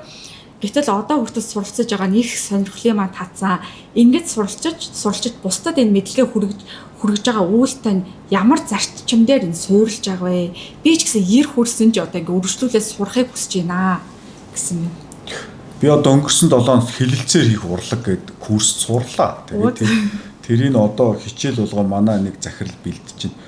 Тэгээ ер нь нөгөө нэг хүний тархичин болохоор булчин тэ их төстэй гарын булчинтай. Хүн огт дасгал хийхгүй суугаал байвал яг нуруу хөшин, суулт өгөн, за тэгээд наснаасаа эрт малчингийн маск болоод ингээд үхээд өгнө. Яг энтэй адилхан хүн нуруу цих залуу харагдъя. Урт наслыг ивэл дасгал хийх ёстой. За тэгээд дасгал хийгээд айгүй жуугаад орш. 7 хоногт одоо идүүдаач. За тэнгуут тархич нь яг ийм учраас ерөөсөө монголчуудын тэр их сургууль төгслөө ёх гээл их сургуульд ойлгохтой юм сурахгүй байгаа шүү дээ. Тэгэл юм сурхаа олчдөг. Тэгээ ажил дээр гараад нэг чиглэлээр нэг жоох юм сурдаг. Тэгэл 30 гараал ерөнхийдөө одоо карьер юм өндөрлөөл. Тэгэл ерөөсөө одоо яах вэ гэдэг ийм асуудал руу ордог. За магадгүй зарим хүмүүс нь арх ууж эхэлдэг. 7 хоногтоо сайхан нэлээд сайн арх ууж чинь 3 хоног шаардна. Арай гэж сэргэжээл дахиад унтэр чинь юм амьдрал утга учиртай юм шиг санагдаад байна шүү дээ. Архиа угаал шартаад ирүүл болол тэгэхээр энэ юунаас болоод байна гэхээр нөө тархич нь өөрөө булчин. Энийг бол байнга хөгжүүлвэл эндээс гоё юм гараал байна. За мөнгө олох хүсэлтэй хүн үү те. Тэгвэл мөнгө улам олоол байна. За саяны манай асуулт асуусан залуу шиг юм гоё нийгэм тустай зүйл хийх гэж байгаа юм хийгээл байна. Тэгэхээр тарих гэдэг чинь болохоор хүний гарын булчин бол юм өргөхөд зориулна. Тарих гэдэг булчин чинь юм бүтээхэд зориулна. Хөгжих тусам илүү их юм бүтээн, том юм бүтээн гэсэн. Илүү том юм бүтээх тусам илүү мөнгө гэсэн үг. Мөнгө хөөдөг хүн бол одоо янз янзын хүмүүс байна л да, би харахад амьдралд нэг 5 6 янзын хүн байна. Мөнгө хөөдөг хүн байна. Мөнгөтэй болмоор юм. Их мөнгөтэй болж кайф өгдөггүй л тархиа ажиллавал тархиа хөгжүүл. За зарим хүмүүс мөнгө над сонирм биш. Бахархал хэн нэгэн байх. Нийгэм төлөв зөвшөөрөгдөг. Тэр чи дахиад нөгөө бүтээлээс хамаарна. Чи их том юм нийгэмд хийгээléвэл их бахархал төрөөл их одоо утга учирыг олвол их л нэр хүндтэй болоод тэр мөнгөн сонирм биш юм биш. Тэгвэл дахиад тархиныхаа булчинг л хөгжүүл. Тэгэхээр тархины булчинг яаж хөгжүүлэх ёстой гэхээр өдөр болгоо хөгжүүл. Яг фитнестэй адилхан өдөр болгоо л хөгжүүл. За нэг жилдээ нэг 100 ном энэ төр уншихэд нэг юм балаа юм яваад гэх. За тэр нь ч одоо юу юм бэ? За нэг 4-5 ч юм уу. За 3 чанартай чансаатай тэр ном унших гэж уншихгүй шүү дээ. Нөгөө их сургуульд нөгөө багш нарыг хуурсан шиг юм бодож үгүй. Яг фитнест ороод дасгалжуулагч харангуут өргөж байгаа юм шиг дүр хэсгээд хоосон гол өргөөд тэгэл нэг янзгалж ойрлоод дасгалжуулалт цаашаа харангуут худлаагаасаа нөгөө гантело тавьчаад байвал хүн бакиулахгүй үсттэй. Тэгэхээр их сургуульд бид ч тгээс сурцсан байхгүй юу? 10 жил тгээс сурсан. Гэрийн даалгавраа хийсэн үү? Хийсэн. Яаж чаалаас хуулаач чамаагүй авч. Хуулаад хийчихсэн. Тэгээ 10 жилээ төгссөн. Тэгэхээр эн чинь юу гэсэн үг вэ? Монгол улсын фитнесийн аварга гэхдээ туранхай амтан байх гэдэг шүү дээ. Тэгээд одоо бид бол биш ээ. Одоо яг жинкнээсээ фитнес, тархины фитнес хийх гэж. Тэгэхээр тэр нэг 3 ном. За жилд 3 ном бол ер нь хангалттай шүү. Гэхдээ чансаатай нэ. Үнэхээр одоо оюуныг хөгжүүлсэн, тэлсэн те. Тэрийг их л бодол хийлж. Тэгээ эргэж нөгөө ингэж харж тэрийг яг амьдралдаа хэрэгжүүлж ингэж уншина гэсэн. Тэгэхээр ерөөсөө тэр нөгөө нэг хэмжээндээ биш яг чанартай л. Ерөөсөө фитнес адилхан шүү дээ. Фитнес одоо зарим хүмүүс тэгдэг шүү дээ. 3 жил фитнест явж гин гэсэн хорчор туранхай аваараа байдаг. 3 жил фитнес хийн гэсэн жин нь аядгүй хүмүүс турж яана гэдэг 10 жил яриад 1 кг тураагүй хүн байж л байдаг. Тэгэхээр энэ нөгөө хэр их ном уншсан, хэр их юм сурсандаа биш ээ. Тэрийг яг тусгаж булчин болгож хувирах гээд байна гэсэн үг. За тэгж тиймэрхүү зарчмаар ерөөхдөө хөгжүүлдэг. Стратеги ухаан дээр бол ер нь юм байдаг нөгөө бусад салбарын санааг, айдиаг авч хэрэгжүүлнэ гэж юм байдаг байхгүй юу. Тэгэхээр манай монголчуудын дараагийн гаргадаг алдаа, ер нь хүндрэлтний гаргадаг алдаа. Би санхүүч, би нябо. Би нябого айгуу сайн мэднэ. Би эрсдлийн мишн би мэдэхгүй. Маркетинг би мэдэхгүй гэж. Миний хандлага болохоор салбар дамнаад явчихдаг. Би ингээ нэг 2-3 сар маркетинг судлаад явчихна. Тэгэнгუთ нөгөө нэгтлэн бодохын ажлыг яаж өөрөөр хийж болох вэ гэдэг юм чи маркетингаас гараад ирдэг байхгүй юу? Өөрөөр хэлбэл нөгөө бүх ажил мэргэжил чинь бизнесийн салбар чи эцсийн үндэ ижилхэн. Гэхдээ өөр чиглэлээр явж байгаа учраас шинэ инновацууд өөр өөрөөр гарч идэг. Жишээ нь барилгын салбарт гарсан нэг гоё инновац. Тэрийг санхүүгийн менежментэд ашиглаж болно. За би жишээлбэл сая өвөл нэг онгоцны буудлын дээр зогсож жагаад бүтэн сая өдөр зогсож байсан юм. Тэгээд яг онгоц хүлээгээд зогсож байгаа. Тэгээ би бодохгүй юу. Хөөш эн чинь 24 цаг ажилтдаг бизнес юм биш үү? Хагас усан сангүй ажилтдаг бизнес юм биш үү? Тэгвэл яагаад даатгалын компани хагас усан сангүй ажиллаж болохгүй гэж? Дэлхийд анхны 24 цаг ажилтдаг даатгалын компани яагаад болж болохгүй гэж? Одоо AI ботуудаар тэрийг бид ажиллуулж болно шүү дээ. Тэгээд би бодож. За тэгвэл би онгоцны буудлын менежмент хийдэг захирлыг би олж уулзаад та нар яаж нэг ч өдөр амрахгүй шинэ жилийн баяр бүх баяраар одоо тэр юуны Японы онгоцны буудлын дээр зогсож ирсэн л доо. Баярын өдрөөр бүр ачаал нэгсэн шүү дээ. Тэгэхээр 365 өдөр нэг ч өдөр тасрахгүй ажилтдаг операцийг яаж хийдингээ би асууя. 10 минут хангалттай надад. Тэгэхээр тэр онгоцны буудлын захирал хүн бол хэлнэ шүү дээ. Бид нар ингэдгийн одоо ээлж мэлжээр ингээд цалин бонусаа яадаг. Одоо би тэгээ шинэ жилийн баяраа тэмдэглэхээр яхаа ажилчдын чинь тухайн өдөр ээлжтэй хүмүүс байдаг юм байна те мэг л асууж шүү. Тэгэхээр нууцаа хэлээд өгнө. Энийг би аваад хөрөнгийн зах, даатгал, банкны бизнес дээр хэрэгжүүлж болж байгаа байхгүй юу? Жишээлбэл те. Тэгэхээр ингээд өөр салбар, өөр ухаануудыг ингэж одоо ингэж тойрж судлахаас ерөөсөө айж болохгүй. Таны нөгөө үндсэн бизнест чинь хэрэгтэй санаанууд маш их орж ирдэг байхгүй. Буян нэмэх гэж бас нэг сонсогчийн маань асуусан асуултыг танаас хүндэт ууга ган зөрөг танаа ирээдүйн стратегичиг хэрхэн бэлдэх бодолтой байгаа вэ гэж таныг бэлдгэнэ. Яаж бэлдэх гэж байна? Наад хүний чинь бэлдэх юм уу? Үгүй стратегич нарыг буйнагийн хүүхдийг бэлдэх юм тий.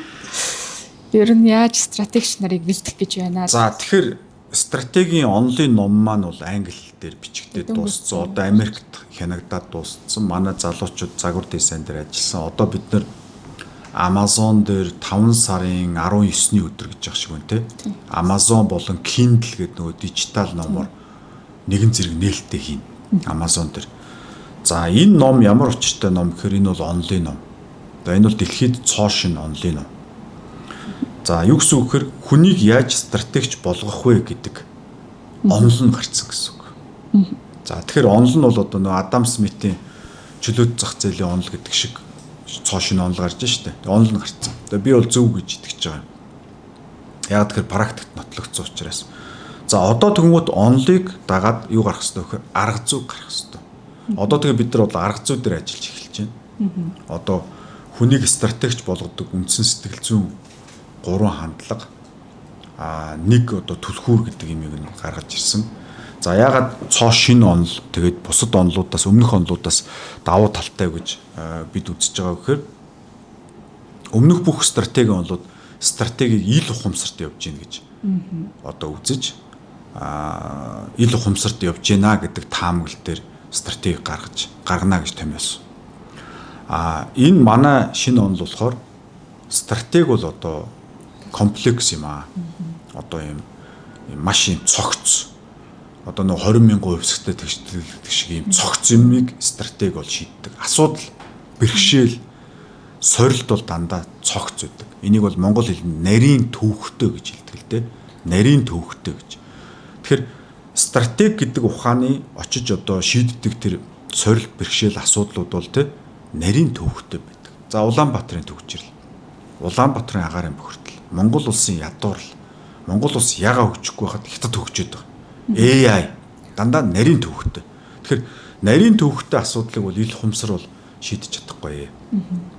Яг тэгэхээр ил ухамсарын тооцоолон бодох чадвар нь маш бага юм.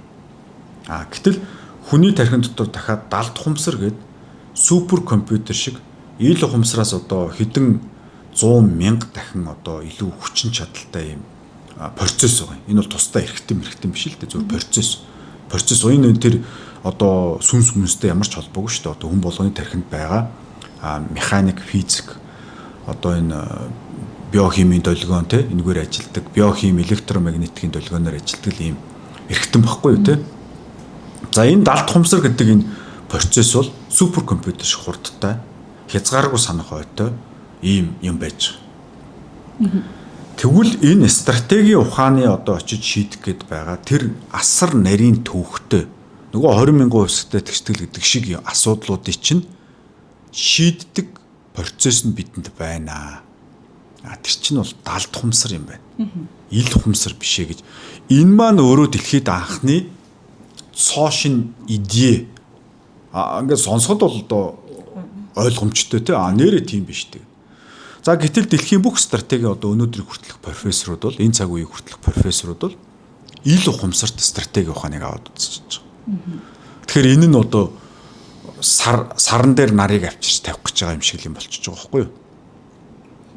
Аврах том юмыг жижигхэн юм дээр тавих га. Тэгэхээр чин стратеги ухаан заагаад байдаг хин ч стратегч болдоггүй. Ил ухамсарлуу л заагаад байгаа юм чинь. Ил ухамсар нь угаасаа тооцоолон бодох чадвар нь маш хязгаарлагдмал. Тэр нь нөгөө пассвордын 7 оронтой тоо байхгүй юу? Одоо нөгөө имэйлийн пассвордны 7 оронтой тоо байгаа шүү дээ. Эсвэл банкны пин код гэдэг 4 оронтой тоо байгаа шүү дээ. Тэр чинь ил ухамсарын одоо тооцоолон бодох чадвар нь энэ зайлвал. Тим хязгаарлагдмал байхгүй юу? Тэгэхээр бид анхны хийж байгаа идея нээлт нь бол үгүй энэ далд ухамсарт стратеги авч үзнэ. Хүн бол стратегийг далд ухамсарын төвшөнд хийнэ гэж байгаа. За цоошин. Тэгвэл дараагийн асуулт. Наа чи яг гоё шүү дээ. Нэрийн зөв яга энэ чинийг бодоогүй нэ ямар сони те. За наа чин зөв. За тэгвэл далд ухамсарт яаж ажиллах юм? Гингуут нь бид нар далд ухамсарын төвшөнд яаж хүнийг стратегч болгодог тэр юунуудын хандлагуудыг нээгээд гаргаад тэр хандлагуудыг сэрээдэг, идэвхжүүлдэг түлхүүр механизмыг гаргаад ирчихэж байгаа юм. Ингээ стратеги онол чи бүрэн болоод дуусч байгаа. За тэгвэл одоо асуулт гарч ирнэ. Тэгвэл яаж хүмүүсийн хүүхдүүдийн далд ухамсарлуу нэвтэрж стратегч нөгөө хандлагуудыг сэргээх вэ гэдэг асуудал нь гараад байна. Одоо бол юу хийхээ ойлгоцсон гэсэн. Юу хийхээ ойлгоцсон. Яагаад хийхийг ойлгож байгаа бид нар. Яагаад хүн бүр стратегч болох ёстой тэрийг бид ойлгож байгаа. Хүн бүр стратегч биш учраас яаж вэ? Ядуу байна. Бухимдалтай байна. Стресстэй байна. Депресстэй байна. Гэр бүл салж байна. Тэ ажил явахгүй байна. Улс орон хөгжихгүй байна. Энэ төгжрөл мутаад ерөөсө болж байгаа юм байхгүй. Бид нар эргэн тойрон болж байгаа юм юу ч байхгүй. Хариулт асуулт нь хариулт нь стратегч байхгүй. Тэгвэл стратегч яагаад хүн бүр стратегч болох ёстой? Стратегч болохоор та яах вэ? Аз жаргалтай амьдрал. Та баян амьдрал. Та хамт олноор хүрээлэл. Та асуудал шийдэн. Та хүнд хэрэгтэй. За ингэж байгаа. За юу юм гэдгийг бид нар ойлгоцсон. Далд ухамсарт. Одоо яаж гэдэг асуултан дээр бид нар ажиллаад эхэлсэн гэсэн үг байхгүй юу? Тэгэхээр одоо энэ яг яаж хүүхдийг стратегч болох вэ гэдэг. Хүүхдийн хувьд бол бүр амархан нөгөө цагаан цаас шиг учраас багаас нь хэлж байгаа. Одоо бид юуг мэдж байгаа гэхээр манай одоогийн боловсролын систем бол стратегч болгож бэлтгэхийн бүр яг эсрэг. Бүр стратегийн харин төрөмөл чанаруудын үгүй хийж байгаа. Яг тэгэхээр бидний энэ шинэ онол юу гэж үзэж байгаа хөр хүн бүр стратегч юм а гэж үзэж байгаа. Төрхтөө. Яг тэгэхээр бид 4 сая жил хувьсж энэ зэрлэг байгаль энэ хэцүү цаг одоо уур те энэ аимшигтай хувьслыг бид нар чинь нүцгэн агуугаас эхлээд ингээд өнөөдөр хүртэл ингээд ирсэн байхгүй. Тэр хүн бүр бол стратегч одоо чанар бол байна. Далд ухамсарын төвшөнд.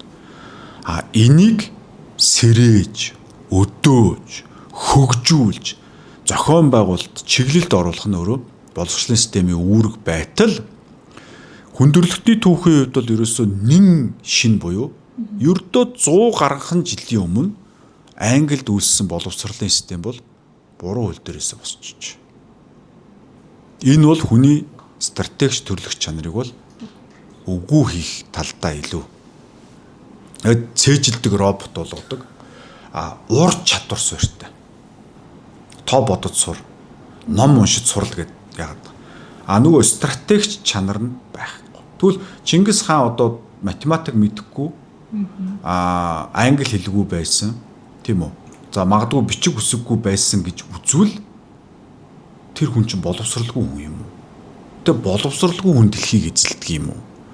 Боловсралгүй хүнийг дэлхийн хүн төрлөختөн хүрээлээд их хаана гэж өргөмжилт залдаг юм уу? Дэлхийн эрдэмтэн мэрэгд очиж өлмөд нь сүгддэг юм уу гэж. Тэгэхээр бид боловсрал гэдэг үгэн дээр хүртэл бодолцсон. Чингис хаан боловсралтай. Яг тэр үр дүнгээр нотлогдсон. Тэгвэл бид хэнийг тэгвэл өнөөдөр боловсралтай гэдэг. Тэгэхээр боловсрал гэдэг бол энэ хүний дотроос мөн чанар ургаж гардаг, ундарч ингэж энерги мэт оргилж идэг зүйл, далд ухамсарын түвшинд яригддаг зүйл болохоос биш. Ил ухамсарт нэг баахан 4 аргын тоомоо баахан юм цээжлүүлж хаяад чи боловсралтайгээд маа гэд диплом өгчгөр чинь хүмүүсийг алаа хийж. Тэгэхээр бид дэлхийд цоошин. Дэлхийн тэр бунтнууд одоо миний мөрөөдөл бол те 30 жилийн дараа 50 жилийн дараа дэлхийн тэр бунтнууд Лондон, Швейцарт хүүхдээ сургуульд явуулахгүй. Монголд явуул. Яагаад бол дэлхийд цорын ганц Монгол гэж улсад магадгүй тэрэлжтэн ч юм уу хар хорийн хотод нь стратегч бэлддэг дунд сургууль байна. Чингис хааны уламжлалаар. Энэ бол бүр солиоруулж байгаа үст. Энэ бүр гарант. Тэгэхээр нэг онол гэдэг юм чи одоо бид нар Монголын бүх топ 100 компаниг нь стратегийн онолоор угаагаад одоо болоо 3 сая хүнтэй газар юугаа булаалтаж 36 жил алалцлаа одоо бойл. 8 тэрбум хүнтэй дэлхий рүү яв. Тийм л их шииртэй аав хүү юм бол энд ингээл сошиал медиаг хуваагаал, улс төрчдийг хуваагаал хэдэн одоо олигархууд нь хоорондоо үзээд байдаг л Улаанбаатарын газрыг л хуваагаал, уулуурхаал лицензүүдийг бойл. Одоо зайл тий. Одоо тэр 8 тэрбум хүнтэй зах зээл рүү хайрл. Чингисийн үр сад удам юм бол тэр стратеги чинь онлайн заагаад. За тэгээд ерөөсөө одоо 700 мянган хүүхэд сурч ин дунд сургууль. Энэ 700 мянган хүүхэд чи 700 мянган стратегч болгоо хийчих. Тэгээ миний мөрөөдөл бол одоогоос 30-аас 50 жилийн дараа хоёр дахь мөрөөдөл нь дэлхийн топ одоо Fortune 500 гэж компани байгаа. Одоо нөгөө Facebook, Tesla тий одоо Microsoft одоо Alibaba тий энэ 500 компанийн 200 CEO нь Монгол хүн. Жилийн 200 сая долларын цалинтай Монгол залууч. Тэг чин бид еврей үндэстэнтэй зэрэгт дэлхийг хатгана. Одоо еврейнэр дэлхийг хатгах гэж байна. Одоо хятадууд гараад ирлээ тий. Гэхдээ бид яасан? Бид чинь дэлхийг эзэлж авсан 3-4 хүн үндэстний л нэг шүү дээ. Монгол гэж л үндэстэн л байгаа шүү. Тэгэхэд өнөөдөр дэлхийд 60000 үндэстэнтэй гэж байна. 60000 үндэстнээс дэлхийг эзэлж авсан 3-4 хүн үндэстний нэг өнөөдөр энд ингээд тэг одоо энэ цонхоор хараад болж байгаа юм юу ч байхгүй. Явган хүний зам нь хүртэл одоо галзуу үний юм дали хазгаа мөрөө. Байшин сав нь хүртэл юм эргүү мал юм шиг юм тэнэг мангар өнгө бодогтой. Юу ч байхгүй юм. Тэгэхээр бид нар чи сурман дотроос босно. Сурман дотроос босох цорын ганц арга бол би бол эхэндээ нөгөө бусад Монгол ахын дүүстэй адилхан Чингис хаан хайгаад байхгүй юу. Би чи сүбэдэ болж бэлтгэсэн. Одоо 25 жил би за сүбэдэл болоо Чингис хаан нь төрнө. Тэгээ төрхөөр нь би одоо сүбэдэ нь бол за чадахгүй бол би зэв нь бол зэлмэн бол ямар ч сан нэг юм ий одоо хинч байсан яг тэ одоо ариг аяг цагаан эдээг нь аягалж гисэн ч яг байхгүй. Чингис хаан төрөхгүй юм байна. Тэгээ би яах юм Чингис хаан байхгүй юм чи сүбэдэ тэгэл мал хариулж яваад ууланд л үхэн шүү дээ. Тэ ойлгож байна уу? Тэгэнгუთ буруу бодчих. Бүгдийн Чингис хаан болгоч. Чингис хаан гэж хин юм. Гүнийг одоо хин байсныг хайгаал алтмалтаар л баримлыг хийгээл иш зураг мураг гэж бид нар чинь ямар хүн байсныг хайгаал үзээд шүү дээ. Гүг болий. Чингис хаан яг хин байсан гэр Чингис хаан бол стратегч л байсан. Яг Чингис хаан нуус товчог уншихаар манай Чингис хаан чинь бол бүртээгөөс жоохон айдаг, өөлөө ээжийг загнах вэ гэж зүхтаадаг нэг тийм жоохон софт маягийн өр сэтгэл зөөлөндүү маягийн жамуухыгаа эргээд татчих гэж яах шиг те. Ер нь хүн бол шууд бас нэг алаад хайчдгүү нэг тийм жоохон өрөвч зөөлөн юм шиг нэг тийм л нэг залуу байсан юм шүү. Үгүй тэгэл тэр хүн байсан юм гэсэн. Яг цаанаа юусан стратегч байсан. Сүбэдэ юм байсан. Стратегч байсан. Зэв стратегч, мухлаа стратегч. Тэ? Монголын бүх одоо жанжид стратегч нар байсан. Одоо бид Чингис хаанаа хүлээхэ болъё. Бид яг тэр 1206 он шиг бүгд стратегч болъё гэж байгаа байхгүй. Тэгээ энэ одоо их сэтгэлийн энэ одоо хариуцлагыг ухамсарлаж те энд шүд зууж тэр нөгөө түрүүн манай Буйна гэж залуу асуулаа шүү дээ. Энэ хариуцлагыг ухамсарлахаар чи ингээд хагасаа бүтсэн хүн чи сууж гаад стратеги ол бичиж байгаа байхгүй. Эсвэл тэр сонсогч нар маань бас яг энэ strategy attitude гэх номны талаар бол нэлээд асуусан билээ танаа пост мост оруулсны оруулснаас болоод яг гарцсан юм уу авъя л да уншия л да гэх. Тэгэхээр strategy attitude гэх Facebook бас хуудас байгаа. strategy.com гэдэг бас вебсайт байгаа. Хэрвээ та дэлгэрэнгүй мэдээллийг авах гэсэн бол тэндээс ороод авах боломжтой. Description дээр бичиж байгаа. Бас линкэд бас оруулаад тавьчих. За яг энэ доод хэсэгт л байгаа ямар ч байсан оруулаад тавьчих. Тэгээд дэлгэрэнгүй мэдээллийг мэдээж одоо нэг 5 сарын 19-нд борлуулагдаж эхлэх болохоор одоохондоо л хараахан байхгүй байгаа, ууших боломжгүй байгаа. Одоо яг нэг хэрэгтэй гар шатнд гэдэг ч юм уу явж байгаа болохоор одоохондоо олон нийтэд бол хараахан нээлттэй болоог байгаа. Гэхдээ мэдээллийг нь бол бид нар бол тасралтгүй бол оруулаад явж байгаа. Тэгэхээр та тэр strategies attitude гэдэг вебсайт болон Facebook хуудаснаас бас авах боломжтой байх нэ. За, одоо сүүлийн асуулт. За, дахиад асуулт байсан юм. Би чинь сая зүгээр хадуураад яриадсан шүү дээ. За яг сая улс энийг гэхдээ яг асуух уугүй юу гэж би яг бодоол юм л та. За тэгэхээр улс төрт яагаад хүч үзэхгүй байна? Шудраг бус систем руу нийгэм улам хүчтэй болж байна. Тэр буруу, энэ зөв гэхээсээ илүү дунд нь ороод тэмцэхгүй байгаа шалтгаан чи яг юу юм бэ? Таныг маш олон хүн улс төрт хууль тогтоох бодлогын түвшинд гарах юм бол чин сэтгэлээсээ дэмжин гэж харж байгаа шүү гэнэ. За яг юун дээр улс төрд одоо ороод гэдэг юм уу те. Тэгээд явах чинь бол хувь хүний нэг карьер ч юм уу те. Гэтэл миний эцсийн зорилго бол Монгол улсыг дахин нэг удаа одоо мандуулж те Монгол үндэстэн дэлхийн топ үндэстэн байх. Тэр л миний хүсэл эрмэлзэл. Тэгэхээр би бол ажиллаа хийчлээ гэж харж байна. Би одоо стратеги онлоо гаргачлаа. Одоо арга зүй рүүгээ орж байна. Арга зүй бол одоогоос жил орчмын дараагт бол дуусна. За тэгээд тэр үед нь харин ерөнхий сайд нь хэн байх юм? Тэр Монгол улсын боловсролын бодлого боловсролын хөтөлбөрт тусах ёстой. За тусахгүй бол би сургууль байгуулж агаад дагагч нартайгаа нийлээд дэлхийн анхны Монгол стратеги гэдэг сургууль байгуулж байгаа. Тэр сургууль дээр үзүүлнэ. Энэ бол 20 жилийн аялал болох байх. Тэгээ монголчууд ч монгол хүндэл итгэдэггүй шүү дээ. Шаардлагатай хүн харахаараа өвдөг сөхрөөд унцгаадаг. Тэгээ бодвол надад итгэхгүй үсттэй тий. Ягаад монголчуудад итгэдэг хөр өөртөө итгэдэг байхгүй юу? Өөрөө халтар, өөрөө хулгайч, өөрөө муухай учраас өөртөө итгэдэггүй юм. Хүн чинь хүний далд тухамсар чинь бурханлаг эрхтэн шүү дээ. Тэр хүн өөрийнхөө хийж байгаа бүх гэмт үйлдэлийг мэдчихэдэг. Тийм учраас хамгийн их гэмт хэрэг хийдэг улсууд хамгийн их бурхан шашнаар гүйдгэн шүү дээ. Ер нь бол одоо хаач вэ, Оросд ч вэ, хаач вэ, Монголд ч вэ, Хятад ч вэ хамгийн их шашин машинаар гүйж байгаа улсууд бол хамгийн их нүгэл үлдсэн хүмүүс байх магадлал өндөр. Яг би нийт нь хэлж байгаа юм биш. Мэдээж тэр дотор одоо гэгэрсэн нэгэн байхыг үгүйсэхгүй. Тэгэхээр тэр бузар булаагаа мэдчихэд. Тийм учраас хүн өөртөө итгэхгүй болчих. Монголын одоо лидерүүд. Тэгээд лидер гэдэг байгаа улсууд те. Тэгээ итгэхгүй өөртөө итгэдэг учраас бусад монгол ахын дүүстэй итгэхгүй болцсон юм. Ер нь. Тэгэхээр окей тэгээд бид нотлох бүх юм л хийн. Цагаалалтаад байгаа л харамсалтай. Цагаалалтаа. Би энийг нөгөө тест гэсээр байтал одоо тэгээд цусаа гоожулж үзнэ, өндөр дээрээс үсэрж үзнэ. Тэгээ хамгийн сүлд нь одоо тэг өвхөж үзүүлэх ёстой юм уу? Тэгээд нэг тийм байжээ гэж итгэх юм уу те? Тэгэхээр ер нь бол ард түмэн хүчтэй, ард түмэн ухаантай. Би Монгол үндэстэн гэдгээр ард түмэн бахархаж байж чадах юм бол сайн цаг ирэх нь бол гарцаагүй.